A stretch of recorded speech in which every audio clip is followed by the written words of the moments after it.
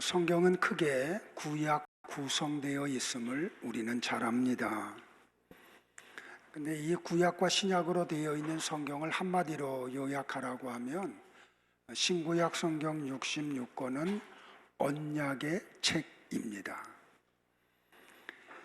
그 하나님이 구약과 신약에서 인간들과 맺은 언약을 한 문장으로 우리에게 요약해서 설명하고 있는 곳이 출애굽기 19장 5절과 6절입니다. 세계가 다 내게 속하였나니 너희가 내 말을 잘 듣고 내 언약을 지키면 너희는 모든 민족 중에서 내 소유가 되겠고 너희가 내게 대하여 제사장 나라가 되며 거룩한 백성이 되리라. 너는 이 말을 이스라엘 자손에게 전할지니라. 이것은 하나님께서 하나님의 형상과 모양으로 창조한 첫사람 아담하고도 언약을 맺었습니다. 아담과 맺은 언약이 뭡니까? 선악을 알게 하는 나무의 열매를 먹으면 너희가 죽고 그 열매를 먹지 않으면 영생한다 라고 하는 내용입니다. 이것을 다른 말로 하면 내 말을 순종하지 않으면 죽고 내 말에 순종을 하면 생명나무의 실과를 먹고 영생하게 된다는 말씀입니다. 우리는 하나님의 말씀에 순종한다는 개념을 잘 이해해야 합니다. 우리가 보편적으로 순종을 어떻게 생각하냐면 하나님이 제시하신 몇 가지 항목을 지켜내는 것, 그것을 순종이라고 착각을 합니다. 그것은 성경이 말하는 순종의 의미가 아닙니다. 내가 티끌, 먼지, 아파르임을 인식하는 것, 그리고 내가 먼지라는 걸 인정하는 것이 순종입니다. 내가 먼지라는 걸 인지하게 되면 우리는 하나님을 의존할 수밖에 없습니다. 이렇게 내 스스로 살아갈 능력이 없음을 고백을 하고 자기가 티끌이기 때문에 하나님을 절대 의존하는 삶, 그것을 순종이라고 합니다. 성경은 하나님을 절대 의존하는 상태를 살아있다라고 명명을 하고 하나님을 절대 의존하지 않는 상태를 죽은 것이라고 말을 했습니다. 따라서 인간은 하나님을 절대 의존하는 상태인 하나님과 연합된 상태에서만 존재할 수가 있습니다. 그런데 타락한 인간에게는 하나님을 온전히 의존하고 연합된 상태를 유지할 수가 없습니다. 전지전능하신 하나님이 찾아오신 사람들, 그리고 그들에게 생명을 불어넣으신 사람들만이 자기가 먼지임을 인지하게 됩니다. 교회를 아무리 오래 다니고 성경을 수백 번 읽고 성경에 대한 지식이 늘어나도 하나님이 생명을 공급하지 않은 사람은 자기가 먼지임을 인식하지 못합니다. 바로 이 사실을 알게 하기 위해서 하나님이 우리에게 주신 것이 신구약 성경 66권입니다. 그렇다면 이 성경 속에 포함되어 있는 여호수아 6장도 바로 우리에게 그 이야기를 하고 있음을 우리는 알아야 합니다. 자, 우리는 지금 계속 큐티를 해오면서 지난주에 우리는 여호수아 2장에 대한 내용을 공부했고 한 주간 만에 우리는 3장, 4장, 5장을 건너뛰어서 6장을 하기 때문에 여러분들이 큐티를 하지 않고 3장과 4장과 5장이 어떻게 흘러왔는지를 모르면 오늘 이 말씀이 생뚱맞을 수가 있습니다. 여호수아 6장은 이제부터 새로운 전쟁이 시작되는 장입니다. 그리고 그들은 여호수아서 전체에 이르도록 가나안에 이미 살고 있는 7 족속과 처절한 전쟁을 치루어야 합니다. 그런데 하나님이 이 첫 번째 전쟁인 여리고와의 전쟁을 이야기하시면서 가나안 7 족속과의 전쟁은 너희들의 전쟁이 아니고 이 전쟁은 여호와의 전쟁이다라고 선언을 합니다. 그 전쟁에서 하나님이 이스라엘에게 요구하시는 것이 딱 하나입니다. 너희는 어떤 상황이 벌어져도 나를 신뢰해야 한다는 것입니다. 하나님이 안 계신 것 같은 상황이 펼쳐지고 하나님이 너희들과 함께하지 않는 것 같은 일이 벌어진다고 할지라도 너희들은 내가 너희들과 함께함을 신뢰해라, 믿어라 라고 말씀을 합니다. 그리고 내가 너희들에게 어떤 것을 요구하든지 너희들은 거기에 철저하게 순종을 하라. 이게 하나님이 이 여호수아를 통해서 우리에게 주는 말씀입니다. 성도 여러분들 잘 들으셔야 돼요. 나와 여러분들은 영적인 전쟁을 치르고 있는 예수 그리스도의 군사들입니다. 그러니까 영적인 세계에는 후방이 없습니다. 안전지대가 없습니다. 그런데 이 여호수아서를 통해서 하나님이 우리에게 주시는 말씀이 뭐냐면 너희들은 영적인 전쟁을 치르는 자들인데 그 전쟁은 여호와께 속한 전쟁이라고. 그러니까 너희들은 그 전쟁이 너희들의 힘으로 치르는 것이 아님을 이야기합니다. 그리고 우리가 견지해야 될 것 2가지는 하나는 철저하게 하나님을 신뢰해야 한다는 것입니다.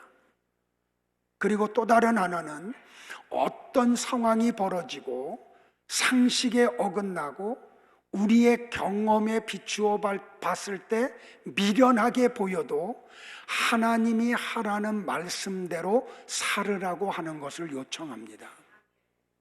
그래서 우리는 성경을 떠나서는 이 전쟁을 이길 수가 없습니다.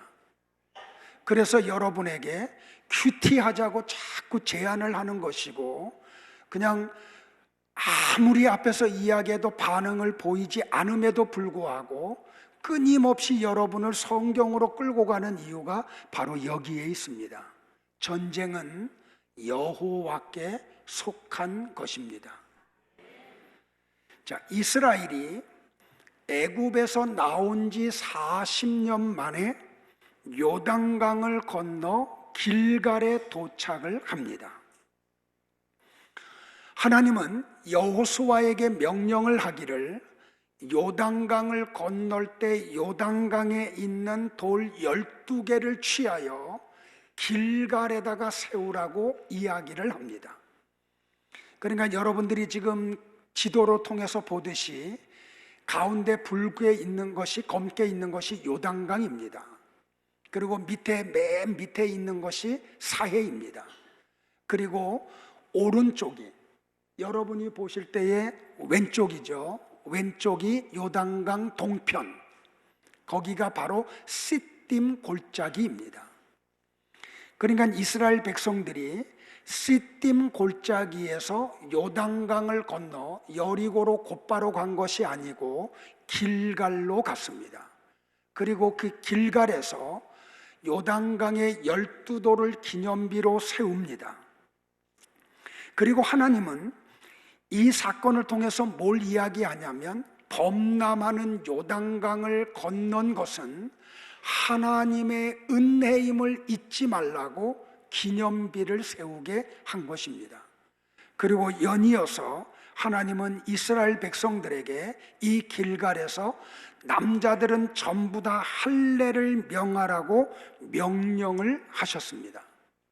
왜 하나님은 이곳 길갈에서 이스라엘 백성들에게 할례를 하라고 명령을 내리셨을까요? 이 명절을 세고 와서 지금 다들 영적으로 막 지쳐 있고요. 그리고 막 너무 일들을 많이 해서 졸면 안 돼요. 졸리면 저 뒤에 가서 서서 들으세요. 괜찮으니까요. 설교 듣는 게 더 중요하니까. 자, 왜 길갈에서 하나님이 할례를 행하게 하셨을까요? 그것은 애굽의 수치를 너희에게서 떠나가게 하라는 명령입니다. 그럼 애굽의 수치가 뭘까요, 여러분들?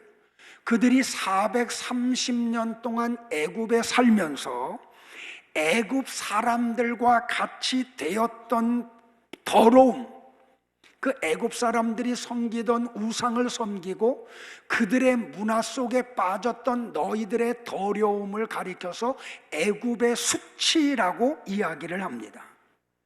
다시 말하면 하나님은 길갈에서 할례를 행하게 함으로 인해서 옛 존재 애굽에서의 삶 전체를 하나님은 부정해 버리시는 것입니다. 할례가 뭐예요, 여러분들? 남자의 생식기 끝을 잘라내는 것을 할례라고 그래요. 그러므로 할례는 인간이 선악과를 따먹고 하나님처럼 되고 싶은 육을 소멸하는 의식인 거죠. 근데 여러분들 보세요. 할례를 행하면 전투력을 상실하고 말아요. 그런데 만약에 말입니다, 여러분들, 이스라엘 백성들이 길갈에서 할례를 행하고 전투력을 잃어버렸을 때에 가나안 7족속이 그들을 쳐들어왔다고 하면 그들은 멸망당할 수밖에 없는 상태에 놓여 있는 거예요. 그러면 우리가 상식적으로 생각을 할 때 하나님이 할례를 행하게 하면 안전지대인 요단강을 건너오기 전에 시딤 골짜기에서 하든지, 그것도 좀 불안하면 저 느보산에 있을 때에 할례를 행하게 하시지, 왜 하필이면 요단강을 건너오고 여리고성에서 가장 가까운 길갈에서 할례를 행하게 하셨냐는 거예요. 왜 하나님은 그들에게 부스러기 같이 남아있는 전투력마저도 할례를 통해서 다 빼앗아 가셨을까요? 이것은 바로 전쟁이 여호와께 속한 것임을 이스라엘 백성들에게 알게 하기 위한 것이었다는 거예요. 그러니까 하나님은 단순히 이스라엘이 전쟁에서 이기는 것이 중요한 게 아니었던 거예요. 그들에게 무엇인가를 가르치고 싶었던 거예요. 그게 뭐예요? 이스라엘 여리고 목전에서 전투력을 완전히 상실시켜버리게 함으로 인해서 이 전쟁은 여호와가 하는 전쟁임을 이스라엘 백성들로 알게 하기 위함이었던 거예요. 자, 이렇게 이스라엘 백성들이 길갈에서 할례를 행하고 첫 번째 유월절을 지켜요. 그러니까 이스라엘 백성들이 유월절을 지키고 애굽에서 빠져나오고 그리고 요단강을 건너와서 첫 번째 유월절을 또 지키죠. 그러니까 정확하게 광야 생활이 40년이었음이 증거가 돼요.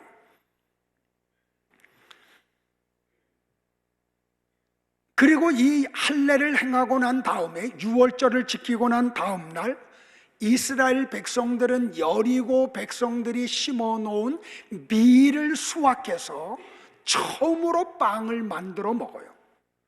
그리고 빵을 만들어 먹은 다음 날 40년 동안 주셨던 만나를 하나님이 주시지를 않아요. 보세요, 여러분들. 아직 전쟁을 시작하지도 않았는데, 농사를 짓지도 않았는데 40년 동안 주셨던 만나를 하나님이 내려주시지 않으세요. 그리고 그들이, 이 가나안 족속들이 심어놓은 밀을 수확해서 빵을 만들어 먹게 해요. 이것은 뭐냐면 하나님께서 아브라함에게 언약하신 약속의 땅, 가나안 땅을 내가 반드시 너희들에게 주겠다고 하는 언약의 확인 도장을 찍는 거예요. 그래서 전쟁이 시작되지도 않았는데도 불구하고 가나안 땅의 소산을 먹게 하신 거예요. 자, 이스라엘 백성들이 이렇게 밀에 완전히 눈이 어두워져 있을 때 여호수아 혼자 들판으로 나가요. 여리고 들판으로 나가요. 그 캄캄한 밤중에 갑자기 여호와의 군대 장관이 칼을 빼들고 여호수아 앞에 서요.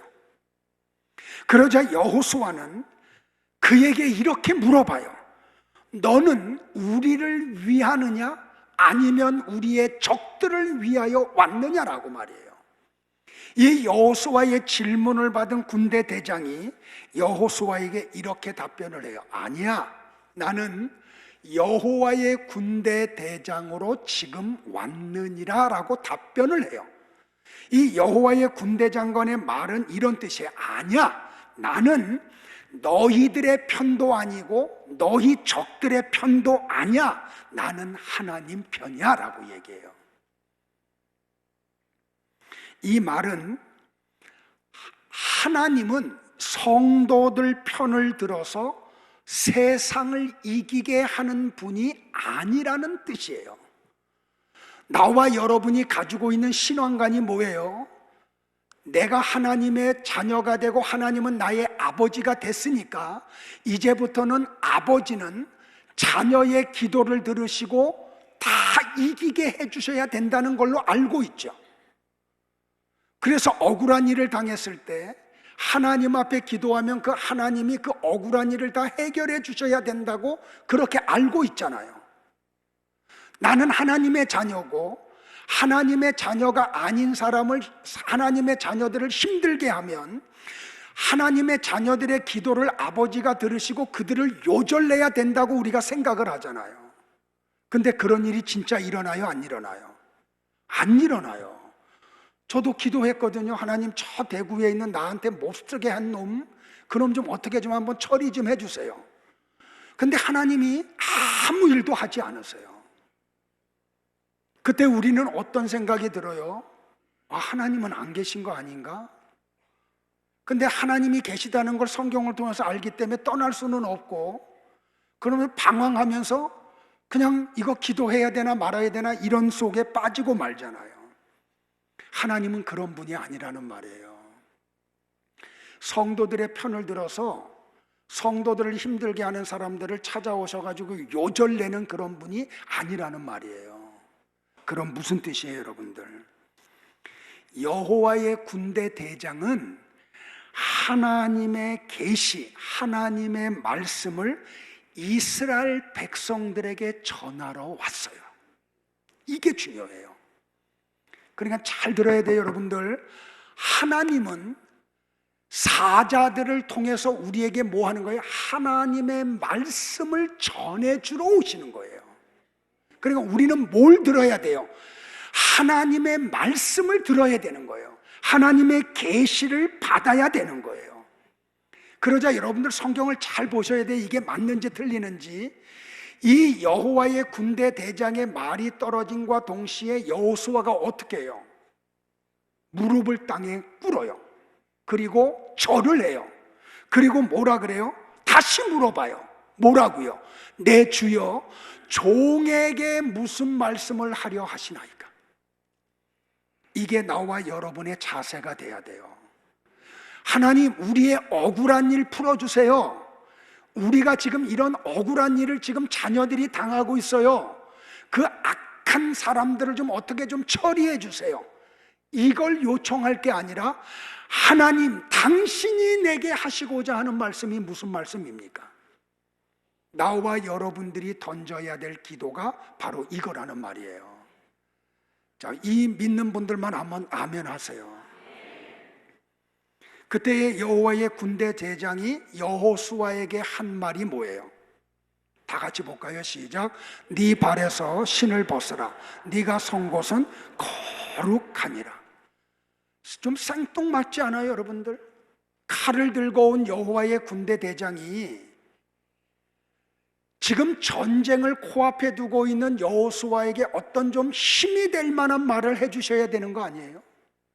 근데 그런 말 하나도 없어요. 야, 네가 선 곳은 거룩한 곳이야. 그러니 네 발에서 신을 벗어 라고 이야기해요. 그러니까 다시 말하면 뭐예요, 여러분들? 여호와의 군대 대장은 여호수아의 발에서 신을 벗기러 온 거죠. 네, 조금 반응을 해야 그 다음에 나가지요. 자, 이게 뭐냐면 지난주에 설교했던 대로 베드로가 젊어서는 스스로 띠뛰고 다녔어요. 다시 말하면 자기가 살고 싶은 대로, 자기가 계획한 대로, 자기가 인생을 설계한 대로 살았어요. 그런데 그의 발에서 신을 벗기고 난 다음부터는 베드로가 어떻게 해요? 하나님의 뜻에 끌려다녀요. 그래서 어떻게 해요? 협착한 길로 걸어가고 다시 로마로 가서 십자가에 거꾸로 못 갚혀서 죽임을 당해요. 그게 바로 네 발에서 신을 벗기는 거라는 말이에요. 자, 보세요, 여러분들. 나와 여러분이 치러야 될 전쟁이 이 전쟁이에요. 하나님은 우리를 어디로 끌고 가기를 원하시냐면 협착한 길로 끌고 가기를 원하세요. 좁은 문으로 끌고 가기를 원해요. 그런데 우리의 육은 넓은 길로 가고 싶어. 좀 편안한 길로 가고 싶어요. 그런데 하나님이 우리를 가만히 둬요, 안 둬요? 가만히 안 둬요. 왜? 사랑하시기 때문에. 그래서 우리를 자꾸 어디로 끌고 가요? 협착한 길로, 좁은 문으로 끌고 가요. 왜 그래요, 여러분들? 그 문 너머에 뭐가 있기 때문에? 생명이 있기 때문에. 그러니까 하나님은 나와 여러분이 이 땅에서 호의호식하면서 잘 살기를 원하시는 게 아니에요. 이 땅에서 나그네와 같은 인생을 살면서 하나님 나라에 들어가서 영생하기를 원하신다는 말이에요. 근데 이 전쟁은 여호와의 전쟁이라고요. 우리 힘으로 이 전쟁을 이길 수가 없어요. 우리는 틈만 나면 넓은 길로 가고 싶고, 우리는 틈만 나면 넓은 문으로 가고 싶어 해요. 근데 여호와께서 이 전쟁을 치르시기 때문에 우리로 그 길을 가지 못하도록 막으세요. 그리고 계속해서 우리를 그 길로 끌고 가세요. 그래서 이걸 뭐라 그래요? 이걸 은혜라고 이야기한다고요. 그래서 성도에게 오는 환난이 복이라고 이야기하는 거예요. 그러니까 하나님의 여호수아에게 하시는 말씀이 뭐예요? 이거예요. 너희는 하나님의 말씀에 순종해. 그러면 전쟁에서 이겨. 이 말씀하시는 거예요. 그러니까 하나님이 첫 번째 전쟁을 치르는 이스라엘 백성들에게 명령하는 내용이 온통 어떤 거예요? 상식에 하나도 맞지 않아. 어떤 전쟁의 전법에 하나도 맞는 게 하나도 없어요. 그냥 도를 해. 성을 그냥 도를 해요. 근데 여러분들 보세요.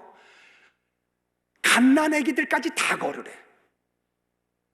전쟁에 나가는데요, 어린아이들을 데리고 가면은 이거는 전투력을 더 상실하는 거예요. 왜? 싸우기도 바쁜데 아이들 보호까지 해야 되거든요. 노약자까지 다 데리고 가래요. 여자들까지 다 데리고 가래요. 이거는 전쟁의 전자도 모르는 사람들이 하는 방법인 거죠. 근데 하나님은 그렇게 하래요. 근데 여기서 이스라엘 백성들에게 하나님이 주시는 게 뭐냐면, 그럼에도 불구하고 너희들은 나를 신뢰하라는 거예요. 어이없는, 상식에 맞지 않는 명령을 너희들에게 내리는 나를 너희들은 믿으라는 거예요.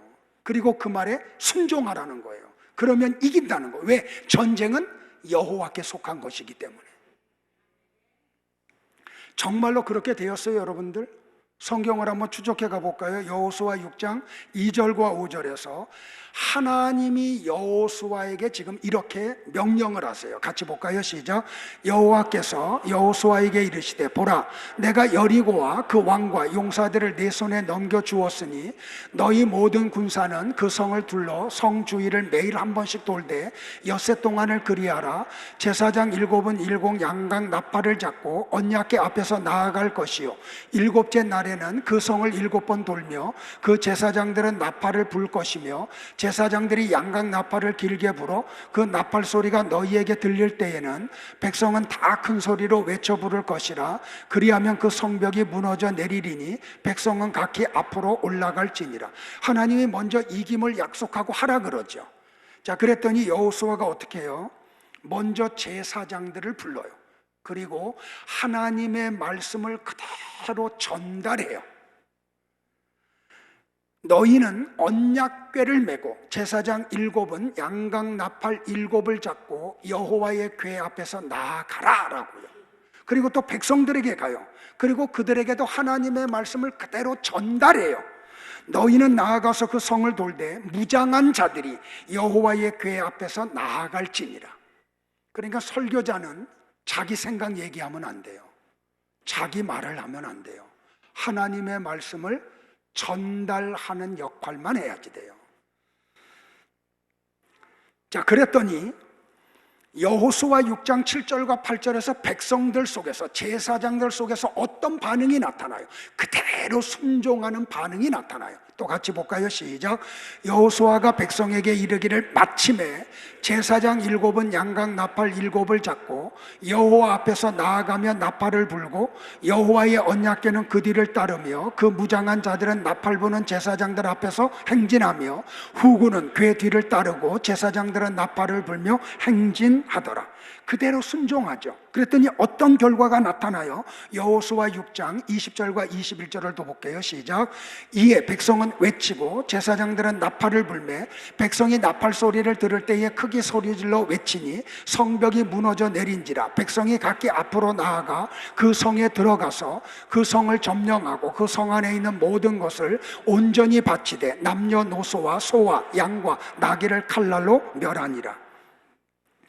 여호와의 군대 대장이 길갈에서 여호수아에게 말한 대로 그대로 이루어졌어요? 안 이루어졌어요? 그대로 이루어졌어요. 그러니까 우리가 이 영적인 전쟁에서 이기는 방법은 하나님을 믿는 거예요. 그분을 신뢰하는 거예요. 어떤 상황이 벌어져도, 마치 하나님이 안 계신 것 같은 상황이 벌어져, 그래도 하나님을 믿어야 돼요. 하나님은 살아계시고 나와 함께 하시고 나를 영생의 세계로 이끌어 가시는 분임을 믿어야 돼요. 그리고 어떻게 해야 돼요? 하나님이 주신 말씀, 신구약 성경 66권을 붙들고 그 말씀을 따라 살아가야 돼요. 미련하게 보여도, 어리석게 보여도, 사람들이 손가락질해도 우리는 하나님의 말씀 붙들고 가야 돼요. 사람들이 막 말씀에서 막 떠나가, 막 그냥 픽픽 쓰러져. 그래도 우리는 말씀을 붙들고 이 말씀이 우리에게 요구하는 대로 살아내야 돼요. 살아내시기를 축복을 해요. 자, 보세요. 역대기에 가보면 모압과 암몬과 몇마온 사람들이 연합을 해서 유다를 쳐들어와요. 그때 유다의 왕이 누구냐면 여호사밧 왕이에요. 근데 보세요. 이 위기 앞에 여호사밧 왕이 두려워 떨어요. 근데 하나님이 여호사밧 왕을 책망하지 않아요. 왜? 인간의 연약을 아시기 때문에.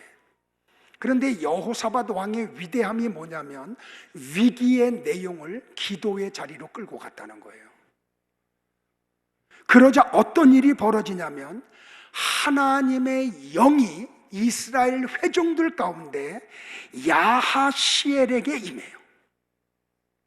이 레위 사람 야하시엘이 하나님의 영에 사로잡힘을 받자 그가 이스라엘 백성들, 유다 백성들과 그리고 제사장들과 여호사밧 왕에게 역대하 20장 15절에서 이렇게 말을 해요. 다 같이 볼까요? 시작. 너희는 이 큰 무리로 말미암아 두려워하거나 놀라지 말라. 이 전쟁은 너희에게 속한 것이 아니요 하나님께 속한 것이니라. 할렐루야.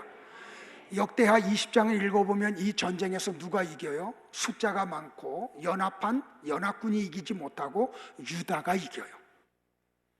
전쟁은 여호와께 속한 거예요. 때로는 성도들이 위기에 몰리는 것 같고 완전히 지는 것 같고 무너지는 것 같아도 하나님만 끝까지 신뢰하고 그 말씀을 따라 살면 하나님은 반드시 성도들로 이기게 하시는 분이에요. 자, 보세요.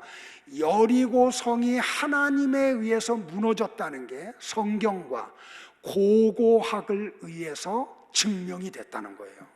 세 가지로 증거를 할게요. 첫째는 여리고 성이 안에서 바깥으로 무너졌어요. 여러분들 가만히 생각해 보세요. 고대 시대를 우리 조선 시대를 생각하면서 성벽이 있는데 성 안의 사람들과 성 밖의 사람들이 싸울 때 성 밖의 사람들이 이기면 성은 어디서 어디로 무너져요? 밖에서 안으로 무너지죠. 그런데 여리고 성은 신비롭게도 안에서 바깥으로 무너졌어요. 자, 이게 고고학에 의해서 발견이 되고 증거가 됐는데, 자, 이미지 한번 띄워주실래요? 여리고 성이 어떻게 지어졌냐면 외성벽과 내성벽으로 지어졌어요. 그러니까 이중성벽이에요. 그런데 내성벽은 외성벽보다 지대가 더 높아요.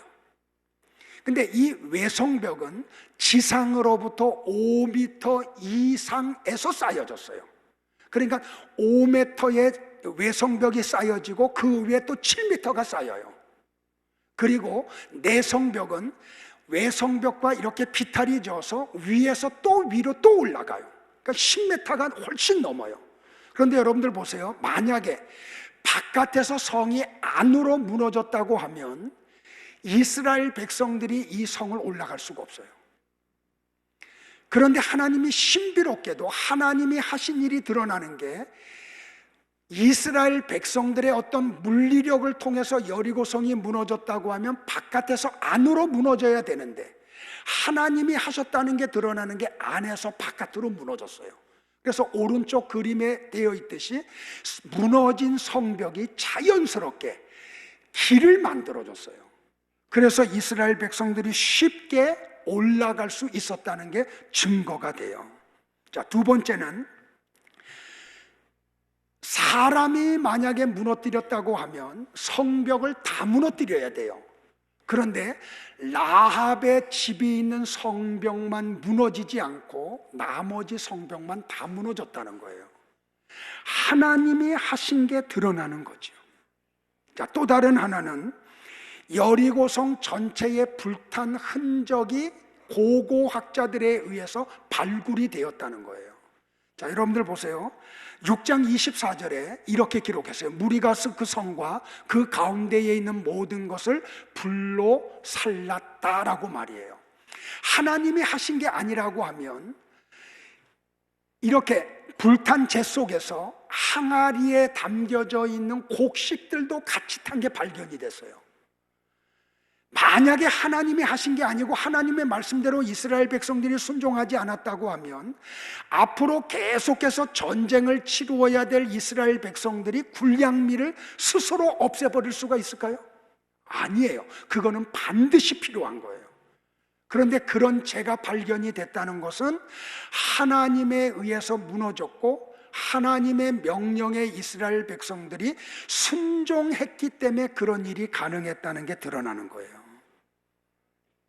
그러니까 전쟁이 여호와께 속았다는 게 맞는 거죠. 하나님이 하신 게 맞는 거죠. 자, 보세요. 그 다음에는 그런데 이 여리고성이 주는 영적인 의미가 있어요. 굉장히 중요한 거 놓치면 안 돼요. 창세기서로 넘어가 보면 노아에게 세 아들이 있었죠. 왜 노아 이야기를 꺼내냐면 아담의 후손들은 다 멸망을 당하죠. 노아 홍수 심판으로. 그래서 남아있는 인생들은 노아와 그의 세 아들과 4명의 아내들 뿐이죠. 근데 여러분들 보세요. 노아가 홍수 심판 사건 이후에 포도주를 너무 많이 마셔서 취해가지고 벌거벗은 상태에 누워 있었어요. 그러자 노아의 둘째 아들인 함이 아버지의 그 수치를 보고 아버지의 허물을 덮지 않아요. 그리고 나와서 자기의 형 셈과 동생 야벳에게 아버지의 허물을 얘기해요. 자, 여러분들에게 중요한 얘기 할게요. 여러분 가정의 권위자가 누구예요? 아버지예요. 남편이에요. 이 권위자는 하나님이 세우시는 거예요. 자, 믿는 분들만 하면. 그런데 많은 분들이 신앙 안에서 잘못하는 게 뭐예요? 세상 사람들은 그렇게 하는 거예요. 그러나 신앙인들은 그렇게 하면 안 돼요. 많은 사람들이 잘못하는 게 뭐냐면 가정의 권위자인 아버지와 관계를 옳고 그름으로 접근을 해요. 그러니까 아버지가 잘못하고 나는 잘못한 게 없어. 그렇기 때문에 그 아버지를 향해서 막 대들고 아버지의 허물을 막 들춰내요. 절대로 여러분들은 그렇게 하면 안 돼요. 가정의 권위자로 세우신 아버지와의 관계는 옳고 그름으로 가면 안 돼요.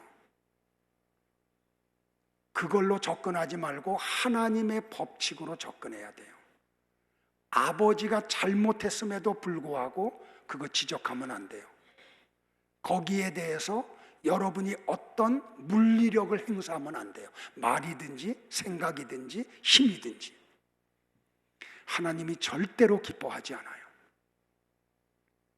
교회의 권위자가 누구예요? 얘기하세요. 목사예요. 목사와의 관계는 옳고 그름으로 접근하지 마세요. 교회는 그런 곳이 아니에요. 제가 전에 속해 있던 교단이 지도자가 어르신이 좀 허물이 있었어요. 그러자 어떤 일이 벌어졌냐면 교단이 그냥 풍지박산 났어요. 그런데 10년이 넘게 흘렀는데도 불구하고 지금도 많은 제자들이 그 권위자의 허물에 대해서 입으로 죄를 많이 범해요. 제가 올 여름에 친구 목사님들과 같이 휴가를 갔었다 그랬잖아요. 근데 우리 동기들 가운데 한 분이 유난스럽게 그분의 허물에 대해서 지금까지 공격을 하고 지금까지 말을 해요. 근데 어떤 일이 벌어지는지 알아요? 그분의 사역의 현장이 어그러져요. 하나님이 은혜를 주시지 않아요. 이 함이 그래요. 그러자 그 셈과 야벳이 어떻게 해요? 아버지의 겉옷을 가지고 와서 앞으로 가지도 않아. 뒷걸음질 쳐요. 그리고 그 허물을 보지 않아요. 그리고 아버지의 허물을 옷으로 덮어드려요. 그랬더니 하나님이 어떻게 해요? 아버지의 허물을 들춰내고 입방아찌였던 함을 저주해버리죠. 잘 들으셔야 돼요, 여러분들. 가정 안에서 여러분들이 해결해야 될 역할 가운데 그거 하나예요. 우리 아내들이 자녀들 앞에서 아버지의 권위를 무너뜨리는 행동이나 말을 하면 안 돼요. 여러분의 자녀들을 망하게 하는 거예요. 절대로 아버지와의 관계는 옳고 그름으로 접근하면 안 돼요. 자, 보세요. 창세기로 넘어가 보면 함에게는 아들이 넷이에요. 자, 첫째가 누구예요? 구스예요. 둘째가 누구예요? 미스라임이에요. 세 번째가요, 셋째 아들이 붓이에요. 네 번째 아들이요, 가나안이에요. 자, 제가 지금부터 여러분들에게 이 함의 네 아들이 어떤 후손들을 낳는지를 성경을 통해서 여러분들에게 보여드릴게요. 구스는 누구냐면 이디오피아의 조상이 돼요. 자, 보세요. 다 어느 쪽으로 가요? 아프리카 쪽으로 가죠. 자, 둘째 아들인 미스라임은 애굽의 조상이 돼요. 그러니까 애굽 족속들은 함의 둘째 아들의 후손들이에요. 자, 셋째 아들인 붓은 리비아의 조상이에요. 얼마 전에 축주를 당한 카다피가 통치하던 리비아의 조상이 돼요. 자, 이 넷째 아들이 과간인데 함의 넷째 아들이 누구냐면 가나안이에요. 근데 가나안에서 어떤 족속들이 나오는지 한번 쭉 열거할 테니까 여러분들이 한번 새겨 듣기를 바라요. 함의 넷째 아들 가나안의 후손들이에요. 블레셋, 시돈, 헷, 여부스 족속, 아모리 족속, 기르가스 족속, 히위 족속, 알가 족속, 신 족속, 아르와 족속, 스말 족속, 하마 족속의 조상이 돼요. 자, 들어보니까 어때요? 영적인 사람들이 함의 후손들 속에서 나와요? 하나도 없어요. 이스라엘의 걸림돌이었고 영적으로 하나님을 망령되게 했던 족속들이 함의 자손들 속에서 다 나와요. 함의 자손 중에 가장 유명한 자가 누구냐면 니므롯이에요. 니므롯이 누구예요, 여러분들? 바벨론의 창시자가 니므롯이에요. 그런데 여기 여리고에 살고 있는 족속이 누구냐면 함의 넷째 아들의 후손인 아모리 족속이 살고 있었어요.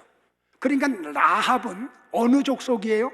아모리 족속의 후손이에요. 자, 그런데 여러분들 보세요. 창세기 15장에 가보면 하나님이 아브라함을 찾아와서 언약을 맺으시죠. 야, 내가 네 아내 리브가를 통해서, 사라를 통해서 언약의 아들을 줄게, 그러죠. 그런데 아브라함이 뭐라 그래요? 저 하갈이라고 하는 애굽 여인에게서 낳은 이스마엘이나 하나님이 좀 보전해 주기를 바랍니다, 그래요. 그러자 하나님이 아브라함에게 뭘 요구해요? 야, 너 내게 번제 드려, 그래요. 그랬더니 아브라함이 송아지도 양도 쪼개가지고 드리죠. 그랬더니 하나님의 불이 그 쪼갠 고기 사이로 지나가시죠. 이 언약에 대한 얘기 설명드린 적 있어요. 그런데 그가 비둘기 새끼는 어떻게 해요? 작다고 쪼개지를 않죠. 그때 하나님이 창세기 15장 16절에서 아브라함에게 이상한 말을 해요. 자, 같이 볼까요? 시작. 네 자손은 4대 만에 이 땅으로 돌아오리니 이는 아모리 족속의 죄악이 아직 가득 차지 아니함이니라. 자, 그 앞절에 보면 15절에 무슨 내용이냐면 네 후손이 이방의 객이 되겠다. 그 뭘 얘기해요? 야곱이 70명의 식소를 데리고 애굽에 내려가는 걸 얘기하죠. 그리고 4대 만에 돌아온다는 건 400년 후에 내가 너희들에게 이 약속의 땅을 주겠다는 거죠. 근데 이 말씀을 하시면서 하나님이 뭐라 그래요? 아브라함에게요.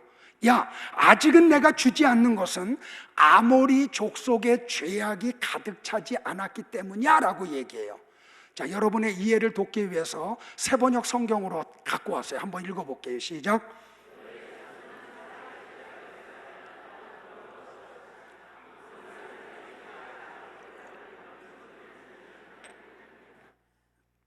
여러분들 좀 생뚱맞지 않아요?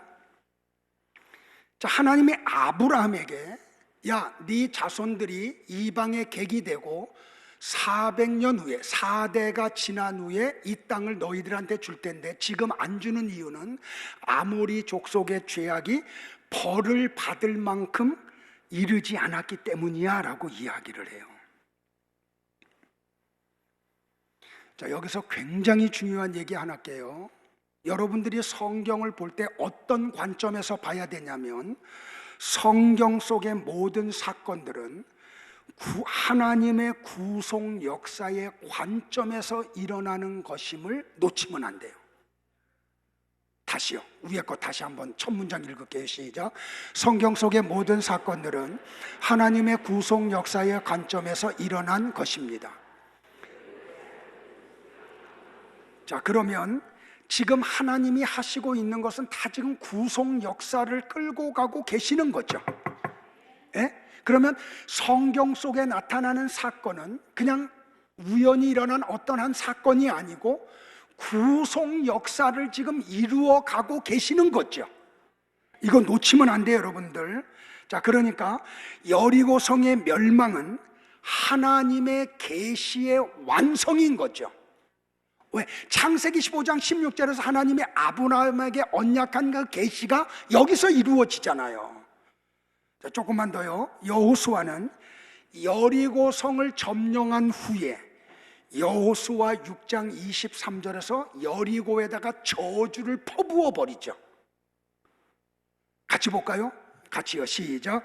여호수아가 그때에 맹세하게 하여 이르되 누구든지 일어나서 이 여리고성을 건축하는 자는 여호와 앞에서 저주를 받을 것이라. 그 기초를 쌓을 때에 그의 맏아들을 잃을 것이요 그 문을 세울 때에 그의 막내 아들을 잃으리라.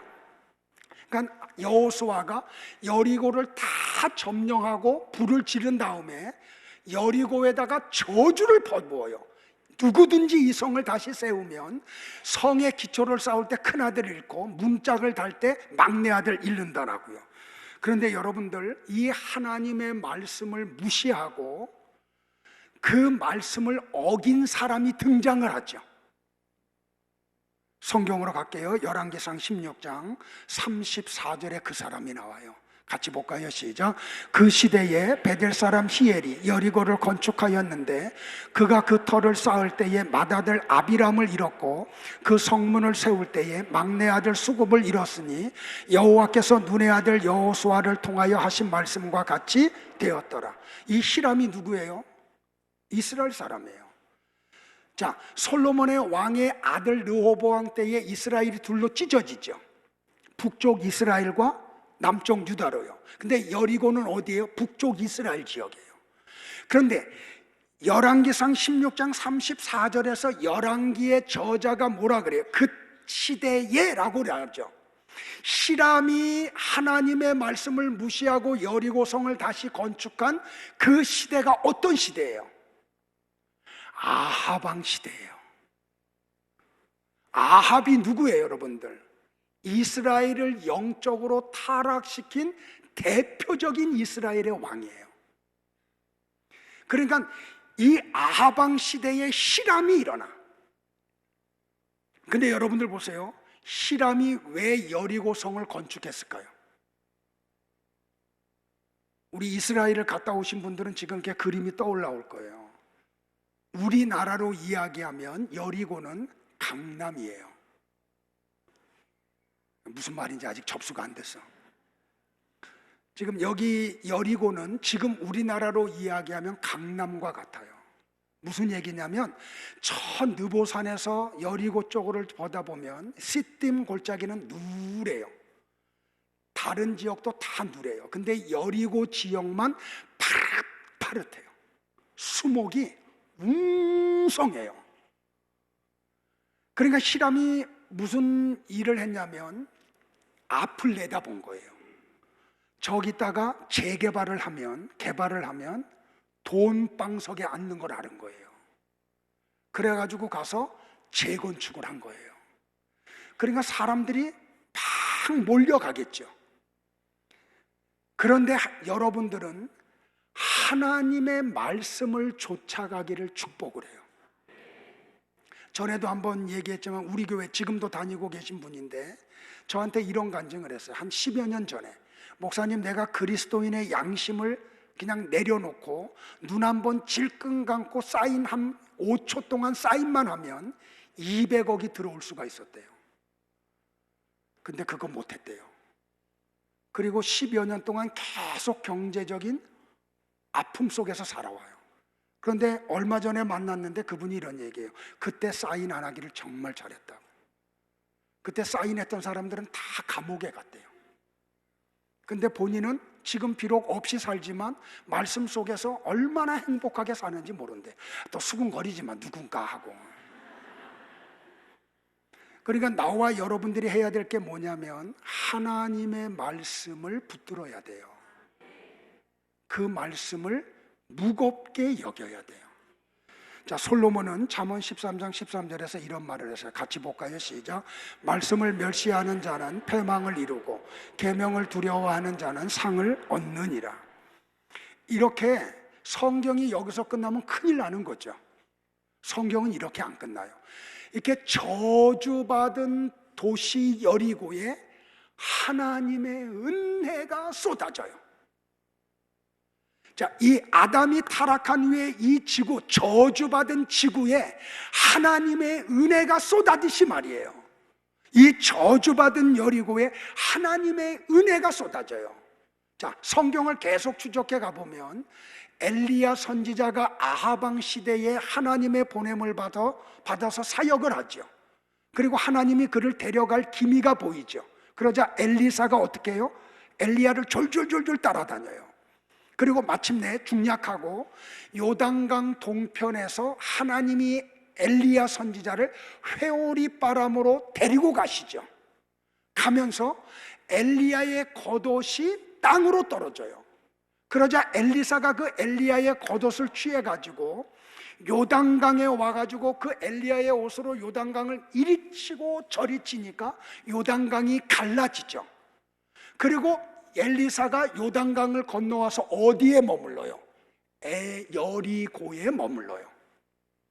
자, 엘리사가 여리고에 머무를 때 여리고 백성들이 와가지고 엘리사에게 여리고의 문제점을 이야기해요. 뭐라고 이야기하냐면, 우리 주인께서 보시는 바와 같이 이 여리고 성읍의 위치는 너무너무 좋습니다. 물도 많고 나무도 많고 너무 풍요롭습니다. 그런데 물이 나쁩니다. 그래서 토산이 익지 못하고 떨어집니다. 근데 그 뒤에 성경을 다 읽어보면 어떤 내용이 있냐면 물이 많아요, 여리고에. 그래가지고 나무들이 잘 자라. 그래서 열매들이 주렁주렁 맺혀요. 그런데 먹기 전에 다 떨어져, 낙과가 돼요. 그래서 먹을 수가 없어. 근데 이것만이 아니고 짐승들이 새끼를 베면 전부 다 태어나기 전에 다 죽어버려요. 여자들이 아이들을 임신하면 다 유산을 해. 바로 이 얘기를 하는 거예요. 그러자 엘리야가 그 문제를 듣자마자 열왕기하 2장 20절로 22절에서 이렇게 이야기해. 굉장히 중요해요. 여기 복음이 있어요. 여러분들 다 같이 봐요. 시작. 엘리사가 이르되 세 그릇에 소금을 담아 내게로 가져오라 하매 곧 가져온지라. 엘리사가 물 근원으로 나아가서 소금을 그 가운데에 던지며 이르되 여호와의 말씀이 내가 이 물을 고쳤으니 이로부터 다시는 죽음이나 열매 맺지 못함이 없을지니라 하셨느니라 하니 그 물이 엘리사가 한 말과 같이 고쳐져서 오늘에 이르렀더라. 그래서 이 물을 뭐라고 말하냐? 엘리사의 샘물이라고 별명이 붙여져요. 자, 보세요 여러분들. 여호수아가 저주를 퍼붓고 엘리사 선지자가 소금을 쳐서 이 물을 달게 하기까지 600년 동안, 정확하게 600년이에요 600년 동안 내려오던 저주가 엘리사의 사역을 통해서 저주가 풀려버려요. 그리고 이게 축복의 물이 돼요. 그래서 지금도 여리고에 가면은 과일이 최고로 맛있어요. 얼마나 기름진지 몰라요. 자, 한번 이미지 한번 띄워주실래요? 이게 여리고에 있는 일명 엘리사의 샘물이에요. 여기서 하루에 물이 4.5톤, 1분당 4.5톤이 솟아나요. 그래서 여리고 전체를 기름지게 만들어요.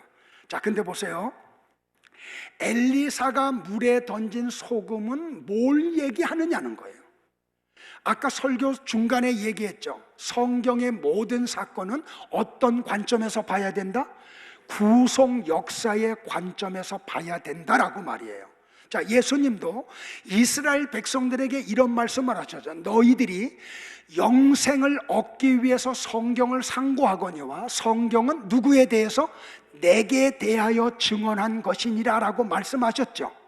자, 예수님이 이 말을 하실 때에 그들이 갖고 있던 성경은 구약 성경밖에 없죠. 그러면 이 엘리사의 소금을 통해서 물이 달아지게 한 것도 바로 누구에 대한 얘기예요? 믿으세요? 자, 믿는 분들만 아멘. 네, 감사해요 여러분들. 그러면 이 물이 뭐냐는 거예요. 그러니까 하나님의 이 말씀을 통해서 보면 구약의 모든 사건들은 누구를 소개하는 거예요? 예수 그리스도 소개하는 거예요. 그렇다면 여리고의 저주를 풀고 죽음에서 생명으로 근원을 바꿔버린 이 소금은 누구를 얘기하는 거예요? 예수 그리스도 얘기하는 거예요. 믿어지세요? 그러면 소금이 예수님과 관계된다는 것을 우리는 막연하게 얘기하면 안 되잖아요. 성경이 그걸 증언을 해요. 자, 성경 역대하 13장 5절을 볼게요. 같이 봅니다. 시작.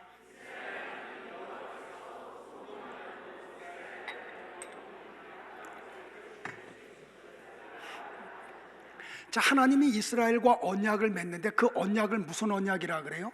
소금 언약이라 그래요. 그러면서 이 소금 언약을 통해서 하나님이 이스라엘에게 약속한 게 뭐예요?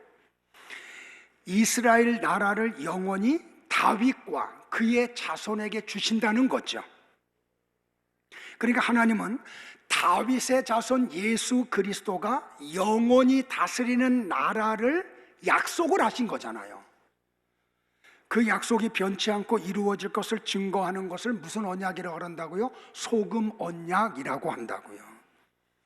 자, 하나님은 나와 여러분에게 믿음을 주시기를 원해요. 그 결과 나와 여러분이 예수님을 통해서 사망에서 생명으로 옮겨지는 여리고샘의 기적을 보여주시기를 바라요. 근데 또 신약에 오면 이 저주받은 여리고에 누가 내려오세요? 예루살렘에서 예수님이 내려오시죠. 근데 그 여리고에 누구를 만나요? 삭개오를 주님이 찾아가시죠. 삭개오는 어떤 사람이에요? 세리장이죠. 세리장이라는 말은 죄인 중에 가장 악랄한 죄인이라는 명칭인 거죠. 근데 이 삭개오를 찾아가서 삭개오의 집으로 그분이 들어가시죠. 그러자 삭개오가 예수님이 자기 집에 들어오자마자 무슨 고백을 해요? 누가복음 19장 9절이에요. 다 같이 볼까요? 시작. 주여 보시옵소서, 내 소유의 절반을 가난한 자들에게 주겠사오며 만일 누구의 것을 속여 빼앗은 일이 있으면 내 갑절이나 갚겠나이다. 그러자 예수님이 누가복음 19장 9절과 10절에서 이 가정을 향해서 선포를 하죠. 오늘 여러분의 가정의 선포가 되기를 바라서 여러분의 입으로 선포하세요. 시작. 예수께서 이르시되 오늘 구원이 이 집에 이르렀으니 이 사람도 아브라함의 자손이미로다. 인자가 온 것은 잃어버린 자를 찾아 구원하려 함이니라. 할렐루야. 여기 잃어버린 자라고 하는 헬라어가 뭐냐면 아폴림이에요. 무슨 뜻이냐면 완전히 파괴된 자를 얘기해요. 나는 누구를 찾아온다고요? 완전히 파괴된 자, 자기가 먼지임을 인지한 자, 그를 찾아오신다는 거 이야기예요. 그러니까 이렇게 여리고성 사건을 통해서 하나님은 뭘 얘기하는 거예요? 하나님의 택자들을 구원하는 구원의 역사를 이루시는 분임을 설명하고 있는 거예요. 믿으시기를 바라요. 자, 말씀을 정리할게요. 여러분들, A.W. 토저라고 하는 분이 있어요. 여러분은 이분의 책은 무조건 사서 다 읽으세요. 어떤 책을 사서 읽으셔도 여러분의 신앙에 큰 도움이 될 거예요. 근데 그분이 무슨 책을 썼냐면 하나님을 바로 알자, 이런 제목의 책을 썼어요.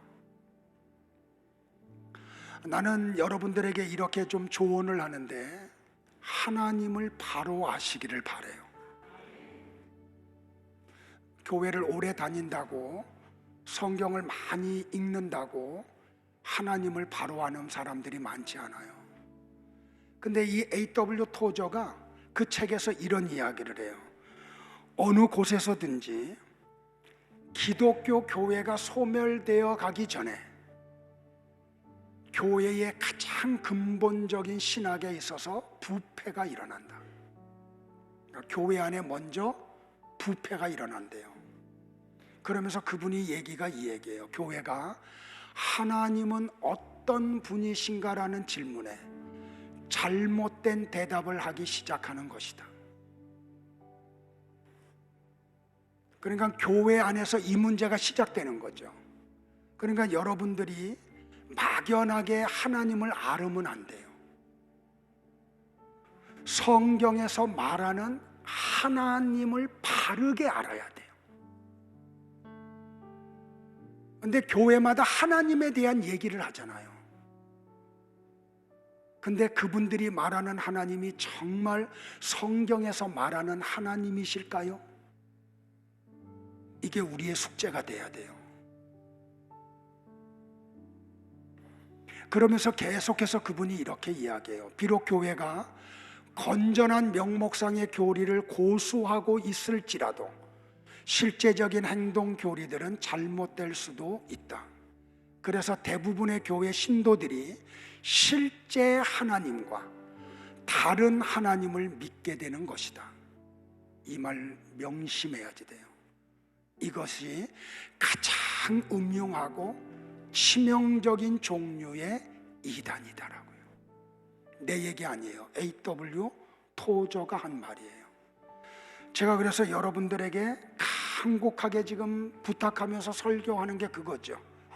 내 관점의 하나님을 알면 안 돼요.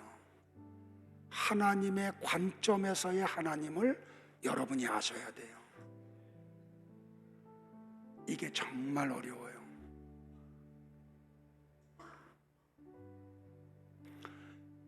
우리는 이걸 믿죠. 역사는 하나님에 의해서 이루어져요. 그럼에도 불구하고 우리는 이 역사 속에 살고 있으면서 불합리한 일들을 너무 많이 봐요. 악인들이 형통하는 것을 목격을 해요. 그때 우리는 하나님 앞에 이런 의문을 하죠. 하나님이 계시면 그런 불합리한 일들이 왜 일어나나요? 왜 악인들은 형통을 하나요? 하나님이 살아계시면 그냥 아주 심하면 그 악인들을 다 쓸어버리고, 그죠? 좀 그래 주시면 좋겠는데 마치 역사 속에서 하나님이 안 계신 것 같아.